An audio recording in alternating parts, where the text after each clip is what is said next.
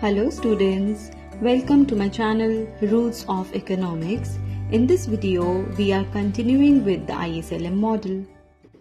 Students, अगर आपने मेरा पार्ट 1, 2 एंड 3 नहीं देखा है इस लेसन का, go and watch it and then come back to this video because हमने पार्ट 1, 2 एंड 3 में ऑलरेडी इन डिटेल कवर किया है about the IS curve separately and about the LM curve separately. So let's start with the next topic now, which is simultaneous equilibrium in product and money market. यहाँ पर simultaneous equilibrium का मतलब है एक ऐसा equilibrium जहां पर हमारी प्रोडक्ट और मनी मार्केट साथ में इक्विलिब्रियम पे हो. तो देखते हैं उसका diagram first. So you can see the diagram here now. यहाँ पर हमने बनाया है आईएस एंड एलएम कर्व और दोनों को हमने एक ही डायग्राम में ड्रॉ करा है. क्लियर? यहाँ पर हमारा आईएस कर्व क्या इंडिकेट करता है? सारे पॉइंट्स आईएस कर्व के ऊपर इंडिकेट करते हैं that goods market is in equilibrium. Goods market का दूसरा नाम हमने पढ़ा था product market. Clear? Second curve जो हमने बनाया है LM curve which is an upward sloping curve, वो क्या इंडिकेट करता है? It indicates that money market is in equilibrium, जहां पे मनी डिमांड मनी सप्लाई के इक्वल है. तो जहां पर भी हमारा आईएस कर्व और एलएम कर्व इंटरसेक्ट कर रहे हैं, that is the point called point E as पर द डायग्राम. तो इस पॉइंट ई पर ही क्या निकलेगा हमारा? Simultaneous equilibrium in product and money market. तो हमारी कंक्लूजन क्या बनी? Where the intersection of IS curve and LM curve happens, there you will find what? Simultaneous equilibrium in product and money market. इसकी जस्टिफिकेशन क्या है? जो point E है वो हमारा IS कर्व के ऊपर लाई कर रहा है, जैसे कि हम देख सकते हैं. और पॉइंट E जो IS कर्व के ऊपर लाई कर रहा है वो क्या इंडिकेट करता है? Product market equilibrium. लेकिन हमारा पॉइंट E एलएम कर्व के ऊपर भी तो लाई कर रहा है, तो वो क्या इंडिकेट कर रहा है? Money market equilibrium. और ऐसा कब हो सकता है कि हमारा गुड्स मार्केट और मनी मार्केट दोनों साथ में इक्विलिब्रियम पे हो? ऐसा तभी होगा जब हमारा आईएस कर्व एलएम कर्व को इंटरसेक्ट करेगा. Clear? So that is why intersection of IS and LM will give you simultaneous equilibrium in product and money market. So this was the basic topic which is the equilibrium. अब जब भी हम equilibrium के बारे में पढ़ते हैं तो हमें अपने आंसर में डिसइक्विलिब्रियम को भी एक्सप्लेन करना होता है. So now the next topic is disequilibrium. अब डिसइक्विलिब्रियम के जो यहाँ पे केसेस हैं वो थोड़े से डिफरेंट हैं जो आप जनरल डिसइक्विलिब्रियम पढ़ते हो. ऐसा क्यों है? क्योंकि यहाँ पे हम दो मार्केट को साथ में स्टडी कर रहे हैं. क्लियर? तो हम सबसे पहले डायग्राम देख लेते हैं. यहाँ पे अगेन हमने आईएस और एलएम कर्व बनाया है.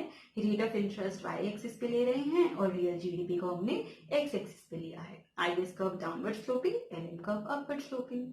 अब यहाँ पर हम बहुत सारे पॉइंट्स ले रहे हैं. सबसे पहले पॉइंट नोटिस करोगे पॉइंट ई. पॉइंट ई पे आपको दिखेगा कि आपका आईएस कर्व एलएम कर्व को इंटरसेक्ट कर रहा है. तो अभी हमने पढ़ा जब भी आईएस एलएम को इंटरसेक्ट करेगा तो वो पॉइंट तो क्या होगा? हमारा इक्विलिब्रियम. कैसा equilibrium? Simultaneous equilibrium in product and money market. लेकिन अब हम नोटिस करेंगे पॉइंट ई के अलावा जितने भी पॉइंट्स हमारे डायग्राम में हमने बनाए हैं. सबसे पहले आप देखो point A and point B. Point A और पॉइंट बी आप नोटिस करोगे कि वो कौन से लाइन पर बने हैं, कौन से कर्व पे बने हैं? हमारे आईएस कर्व के ऊपर. तो क्या यहाँ पे हमारा साइमल्टेनियस इक्विलिब्रियम निकला? नहीं. पॉइंट ए और बी सिर्फ और सिर्फ प्रोडक्ट मार्केट इक्विलिब्रियम को ही इंडिकेट कर रहे हैं, लेकिन वहां पे मनी मार्केट इक्विलिब्रियम पे नहीं है, क्योंकि पॉइंट ए और पॉइंट बी पर हमारा एलएम कर्व तो पास नहीं कर रहा. तो पॉइंट ए और पॉइंट बी क्या बन गए? दोनों पॉइंट्स बन गए हमारे डिसइक्विलिब्रियम के केसेस. फिर आप नोटिस करोगे पॉइंट एम और पॉइंट एन. पॉइंट एम और एन किसके ऊपर लाई कर रहे हैं? They are lying on the LM curve. तो एलएम कर्व के ऊपर लाई करने का मतलब मनी मार्केट इक्विलिब्रियम पे है, लेकिन क्या गुड्स मार्केट इक्विलिब्रियम पे है? क्या कह रहे हो हमारी प्रोडक्ट मार्केट इक्विलिब्रियम पे है? नहीं. एम और एन कर्व से हमारा आईएस कर्व तो पास नहीं कर रहा, तो यहाँ पे सिर्फ और सिर्फ मनी मार्केट इक्विलिब्रियम पे है. लेकिन हम टॉपिक क्या पढ़ रहे थे? Simultaneous equilibrium. इसीलिए पॉइंट एम और एन भी क्या बन गए? हमारे डिसइक्विलिब्रियम के केसेस बन गए. नेक्स्ट आप पॉइंट देखेंगे point T, L, V and K. ये चारों ही पॉइंट्स कैसे पॉइंट्स हैं? जो ना तो आईएस के ऊपर लाई कर रहे हैं ना तो हमारे एलएम के ऊपर लाई कर रहे हैं. तो ये क्लियरली क्या इंडिकेट कर रहे हैं चारों points? that both goods and your money market they are not in equilibrium. तो ये भी आपका क्या हो गया, डिसइक्विलिब्रियम का केस हो गया. तो डिसइक्विलिब्रियम में आप ध्यान रखोगे कि आपको तीनों कैटेगरी समझा के आनी है. एक कैटेगरी जहां पे सिर्फ गुड्स मार्केट इक्विलिब्रियम पे है, दूसरी जहां पे सिर्फ मनी मार्केट इक्विलिब्रियम पे है, और तीसरी जहां पे ना तो गुड्स और ना तो मनी मार्केट इक्विलिब्रियम पे है. स्टूडेंट्स आपको कंफ्यूज नहीं होना, गुड्स मार्केट दूसरा नाम है हमारे प्रोडक्ट मार्केट का. So I will be using either goods market और your product market as the word. So this was the disequilibrium. So the next topic is how would equilibrium be achieved? Students, अगर किसी economy में disequilibrium है तो कैसे वो economy disequilibrium से निकलकर इक्विलिब्रियम तक आ सकती है, इस प्रोसेस को हमें यहाँ पे स्टडी करना है. इसके लिए पहले हम एक डायग्राम देख लेते हैं. यहाँ पे हमने IS और LM को इंटरसेक्ट करा है. किस पॉइंट पर, पॉइंट E1 पे.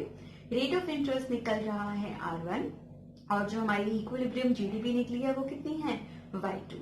ये हमारा स्टार्टिंग सिचुएशन है. लेकिन यहाँ पे तो इक्विलिब्रियम है, तो क्या हमें यहाँ से स्टार्ट करना चाहिए अपना आंसर? नो.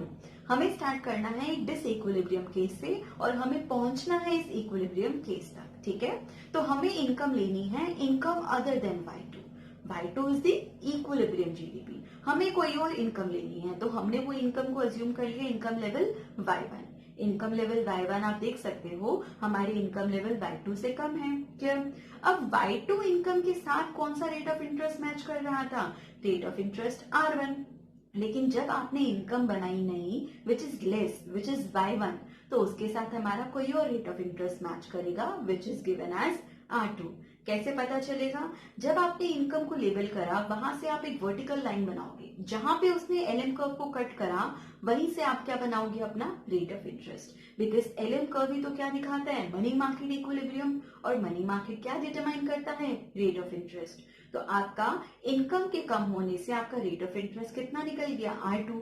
और R2 रेट ऑफ इंटरेस्ट हमारे R1 से कम है, तो हम कह सकते हैं कि इकोनॉमी में रेट ऑफ इंटरेस्ट क्या कर गया है, फॉल कर गया है. और स्टूडेंट्स, जब भी इकोनॉमी में रेट ऑफ इंटरेस्ट फॉल करता है तो क्या होता है, rate of interest and investment they are inversely related. Rate of interest और इन्वेस्टमेंट का आपस में इनवर्स रिलेशन होने के कारण रेट ऑफ इंटरेस्ट के कम होने से हमारी इकोनॉमी में इन्वेस्टमेंट इंक्रीज कर जाएगी. क्लियर? और जैसे ही हमारी इन्वेस्टमेंट इंक्रीज करेगी तो क्या होगा, याद करो, AE is equal to C plus I plus G. तो इन्वेस्टमेंट के बढ़ने से एग्रीगेट एक्सपेंडिचर बढ़ेगा और फाइनली हमारी इक्विलिब्रियम जीडीपी इंक्रीज करेगी. तो हमारी इक्विलिब्रियम जीडीपी Y1 से इंक्रीज होकर कितनी हो गई, आपकी इनकम लेवल कितनी निकली, Y3.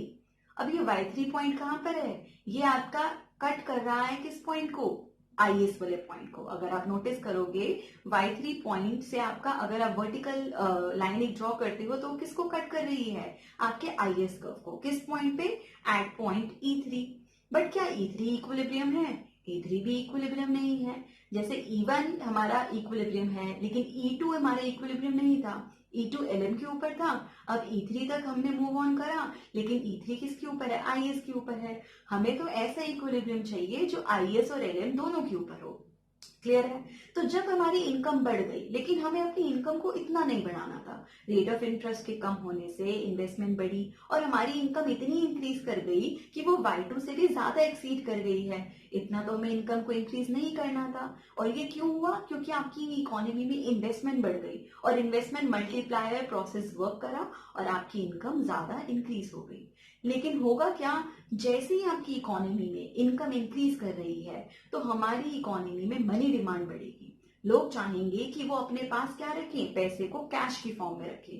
तो जैसे कि हमने डिस्कस किया था, हमारा पैसा या तो कैश की फॉर्म में रहेगा या हमारा पैसा हम बॉन्ड में इन्वेस्ट कर सकते हैं. तो जैसे ही हम मनी की डिमांड को इंक्रीज करेंगे तो इकोनॉमी में क्या होगा, जो बॉन्ड मार्केट है वो अपने रेट ऑफ इंटरेस्ट को बढ़ाना स्टार्ट कर देगी.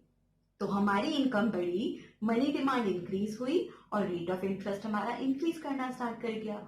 और रेट ऑफ इंटरेस्ट कितना इंक्रीज करेगा, बस इतना ही कि वो वापस से कहां पे पहुंच जाए, R2 से R1 पे. जैसे ही हम R1 पे पहुंचेंगे तो हमारी इनकम ऑटोमेटिकली डिक्रीज कर जाएगी और हम इक्विलिब्रियम एस्टैब्लिश कर लेंगे, हमारा इक्विलिब्रियम लेवल E1. और वो इक्विलिब्रियम पे हमारा प्रोडक्ट और मनी मार्केट दोनों इक्विलिब्रियम पे है. तो इसको एक बार लास्ट ब्रीफली कर लेते हैं. स्टार्ट करा था हमने किससे, इनकम लेवल Y1 से। रेट ऑफ इंटरेस्ट कितना था, R2। रेट ऑफ इंटरेस्ट कम था, इन्वेस्टमेंट इंक्रीज करी, जीडीपी हमारी बढ़ी। जीडीपी के बढ़ने से हमारी मनी डिमांड बढ़ी, मनी डिमांड के बढ़ने से रेट ऑफ इंटरेस्ट बढ़ा, और रेट ऑफ इंटरेस्ट कितना बढ़ा कि वो वापस से इक्विलिब्रियम लेवल पर आ गया, जहां पे हमारी वापस से कौन सी जीडीपी आ गई, equilibrium GDP and equilibrium rate of interest. So this is how, if there is any economy which is in disequilibrium, by this mechanism economy can go back to the equilibrium. So that's all for this video, students. In the last video of the ISLM chapter, we are going to discuss the rest of the topics which are very important. So please revise from these videos and stay tuned and wait for the last part of ISLM module. Thank you, students.